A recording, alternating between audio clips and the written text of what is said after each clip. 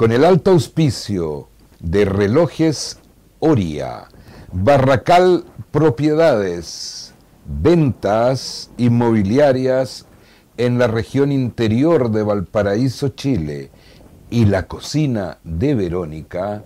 Esto es una nueva emisión de Scanner Internacional. ¿Cómo están ustedes? Corea, aunque nada está garantizado, se respira un aire de paz ahí en Corea, en el Pacífico Norte, del oriente del mundo. Ya los dos líderes de Corea del Norte y Corea del Sur se encontraron, se dieron la mano, llegaron a un acuerdo de intensificar una futura y posible unificación de las dos Coreas. Pero mientras tanto, sí se prepara la reunión cumbre del presidente de Estados Unidos, Donald Trump, y el presidente de Corea del Norte, Kim Jong-un, para establecer acuerdos de armamento nuclear. Seguramente se va a llegar ahí a una prohibición de armamento nuclear en la zona, pero una prohibición para ambas partes. Seguro Corea del Norte va a ceder en sus ensayos nucleares, pero también Estados Unidos va a tener que ceder en el desmantelamiento de sus instalaciones de armamentos nucleares en la isla de Guam. Ya viene esta reunión cumbre, se realizará seguramente en un mes o en un mes y medio más, todavía no está claro ni cuándo ni dónde, pero está establecido que se va a hacer y será un gran paso para la paz y además para mostrarle a ambos dirigentes que las amenazas en las que incurrieron a inicios de este año no llevan a nada, y menos aún a la tan preciada paz de la humanidad. Solo el diálogo puede asegurar al mundo un futuro en paz. Las amenazas, las acciones violentas, los ensayos nucleares no son conducentes para establecer esta tan anhelada paz en la civilización futura de la Tierra. Esta conversación, sin duda, no será la única, ni será la última, ni establecerá una paz definitiva, pero sí será un gran paso para la humanidad. Quedamos atentos a ver los resultados y además los pormenores de la preparación de esta conversación cumbre entre Kim Jong-un y Donald Trump, más o menos en un mes más. Nicaragua, ya se calmó un poco la situación en Nicaragua, la situación de manifestaciones, de protestas. Tenemos al respecto que pedir excusas aquí en Scanner Internacional, porque en nuestra última emisión dijimos que no se habían registrado defunciones, que no se habían registrado muerte de manifestantes. En realidad, la información precisa llegó después de que hubiésemos grabado la última emisión de Scanner, y sí hubo alrededor de 10 muertos entre los manifestantes. Ya hemos comentado en Scanner Internacional lo repudiable que resulta cuando fuerzas armadas o fuerzas policiales utilizan armas de fuego contra manifestantes desarmados. Ha ocurrido en muchas partes y ocurrió también la semana pasada en Nicaragua, dejando un saldo de alrededor de 10 jóvenes nicaragüenses caídos. Repudiamos el acto, y lo hemos dicho muchas veces, de utilizar armas de fuego contra manifestantes civiles. Lo repudiamos en Nicaragua y en cualquier otro lugar del mundo donde haya ocurrido o donde pudiere ocurrir. También la noticia llega desde Nicaragua, en donde el sacerdote y poeta Ernesto Cardenal llamó al no diálogo, planteando que el diálogo con el gobernante Ortega ya no es una solución, que la única solución es la renuncia del presidente Ortega. Por consiguiente, Ernesto Cardenal y al mismo tiempo la Iglesia Católica le dan vuelta la espalda al gobierno de Ortega, gobierno que siempre Ernesto Cardenal había apoyado. Se aísla un poco más el gobernante de Nicaragua y esperemos que pronto se encuentre alguna solución pacífica que permita a ese país cafetero de América Central poder salir adelante y olvidar las dictaduras de ambos extremos, la antigua dictadura de Anastasio Somoza, que fue derrocado por Ortega, y la actual dictadura de Ortega, quien ordenó disparar frente a manifestantes civiles desarmados, acto que no solo es un delito frente al derecho internacional, sino que es, como en todas otras partes, repudiable por toda la opinión pública del planeta. Y en Medio Oriente, ¿hacia dónde va la política de Donald Trump, tan controvertida, en donde ha enviado a su nuevo secretario de Estado, Mike Pompeo, a visitar diferentes países de Medio Oriente, principalmente Israel, país aliado, pero también Arabia Saudita, también aliado de Estados Unidos, Jordania, no tan aliado, pero muy cercano a Estados Unidos, creando un frente anti-Irán, como lo habláramos la vez pasada. Pero la política internacional tiene a veces manejos que llevan a conclusiones inesperadas. Ha ocurrido siempre en la historia de la humanidad. Y así como Estados Unidos está buscando, principalmente Donald Trump, la política de su antecesor era diferente, alianzas, incluyendo países que fueron enemigos, como Arabia Saudita con Israel, Jordania con Israel, y saludamos que estén dialogando, puesto que el diálogo es siempre la única salida a los conflictos. Dentro de esta búsqueda de un nuevo liderazgo en Medio Oriente anti-iraní, que es lo que busca Donald Trump, está surgiendo como consecuencia inesperada un nuevo liderazgo que es el de los Emiratos Árabes Unidos, EAU. Los EAU, países, porque es una unión de pequeños emiratos que han construido un país que tiene un crecimiento económico muy alto, que tiene un nivel de Producto Interno Bruto por habitante muy alto, uno de los más altos del mundo, y a la vez que ha conocido un gran desarrollo con una política de educación para las nuevas generaciones muy vasta, y además el desarrollo de un islamismo tolerante y moderado. En los Emiratos Árabes Unidos se ha producido hace tiempo una bastante importante igualdad de derechos de las mujeres con los hombres y a su vez un importante auge de lo que llamamos el islamismo moderado.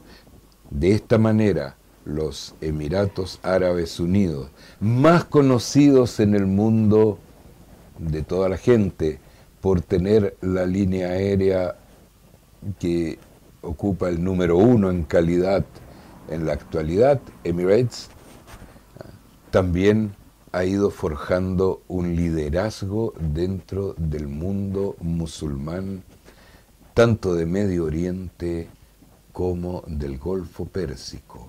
Pero ¿hacia dónde va ese liderazgo? Por el momento, los EAU son amigos, pero no tanto, de Arabia Saudita. Son amigos, pero no tanto, de Estados Unidos. ¿Hacia dónde va ese liderazgo?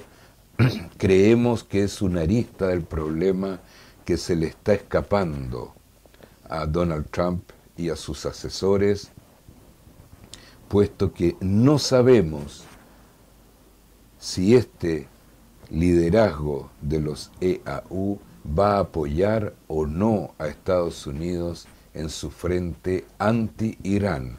Creemos en Escáner Internacional que no va a entrar, que no van a entrar los EAU dentro de este frente anti-Irán, pero la historia ha tenido desde que existe y sigue teniendo muchas sorpresas, y ya veremos hacia dónde van los EAU. Pero a pesar de estar más cercanos de Arabia Saudita y de Estados Unidos, no se ve que estén cercanos de esta hipótesis de un conglomerado, incluyendo a Israel, contra Irán. Ya lo veremos. Esta semana Europa celebra 2 importantísimos aniversarios que, aunque no pareciera, están entre sí muy ligados. Martes 8 de marzo, 73 años de la caída del Tercer Reich, 73 años de la caída de Hitler y 73 años de la capitulación alemana que pone término a la Segunda Guerra Mundial en Europa, no así en Japón. No se sabe si Hitler efectivamente se suicidó, como dicen algunos historiadores, o arrancó por subterráneo, no se sabe y no se sabrá. Pero el nazismo murió un 8 de marzo de 1945, hace 73 años. En su paso por la historia europea, en 6 años dejó más de 20 millones de muertos, algunos de ellos en combate, pero la gran mayoría de ellos en una acción genocida contra poblaciones civiles. Campos de concentración, la matanza de Oradour-sur-Glane en Francia, matanza en Stalingrado, en lo que era la Unión Soviética. El nazismo dejó más de 20 millones de personas que dieron sus vidas durante esos terribles 6 años. Los líderes y los criminales de guerra nazi, salvo aquellos que arrancaron y que lograron arrancar, fueron llevados ante el Tribunal Internacional de Nuremberg, algunos de ellos condenados a muerte, otros condenados a presidio perpetuo. Todos ellos ya no quedan sobrevivientes, todos ellos cumplieron su pena de cadena perpetua hasta el último día de su vida por haber sido criminales de guerra y haber operado, ya sea por medio de la tortura, la matanza, la desaparición de personas contra poblaciones civiles. Claro queda que más de 1/3 de quienes dejaron su vida durante estos terribles 6 años fue en una actitud genocida de eliminar a los judíos de Europa. Es de esta manera que le quitó la vida a más de 6 millones de judíos civiles. que fueron llevados a campos de concentración. Otro aniversario, 50 años del movimiento estudiantil en Francia, que terminó derrocando al gobierno del general Charles de Gaulle. En el año 68, en mayo, una huelga general de jóvenes estudiantes, primero de la Universidad de París, Sorbonne, y luego de todas las universidades francesas, algunas europeas y muchas también de América del Sur y América Latina, que siguieron este movimiento, un movimiento libertario, un movimiento que no se encasillaba en una ideología, sino que planteaba consignas como haga el amor, no la guerra, consignas como prohibido prohibir, consignas como seamos realistas, pidamos lo imposible, y consignas como debajo de los adoquines está la playa, logró producir un tal movimiento de la juventud por la liberación de los jóvenes, por la libertad sexual, por la libertad individual, por la libertad de decidir la vida que cada joven quería llevar, a tal punto que lograron derrocar al gobierno. Derrocar sin continuidad, porque el general de Gaulle se vio obligado a renunciar, llamar elecciones, y en estas elecciones ganó quien fuera su primer ministro. O sea, electoralmente Francia optó por continuar con la política del general de Gaulle y de su partido, la UDR en ese momento, la Unión Demócrata Republicana, de centro derecha. Francia electoralmente optó por continuar con un gobierno de centro derecha, pero los jóvenes derrocaron a un gobierno. ¿Qué tiene que ver esto con el 8 de marzo, los 73 años de la caída de Hitler? Muchos historiadores lo relacionan y dicen que el movimiento de mayo del 68 no fue un movimiento reivindicativo, sino que fue un movimiento vindicativo. ¿Qué quiere decir vindicativo? De venganza. ¿Y quiénes querían vengarse de quién? Bueno, los historiadores dicen que el 99% de estos líderes eran judíos, hijos de sobrevivientes de los campos de concentración. ¿Quién era el 1% de aquellos dirigentes que no eran judíos? El filósofo conocido por haber creado el movimiento existencialista, Jean-Paul Sartre, que sin haber sido judío durante la Segunda Guerra fue uno de los franceses que más ayudó a salvar judíos del exterminio y estuvo siempre cercano al pensamiento judío.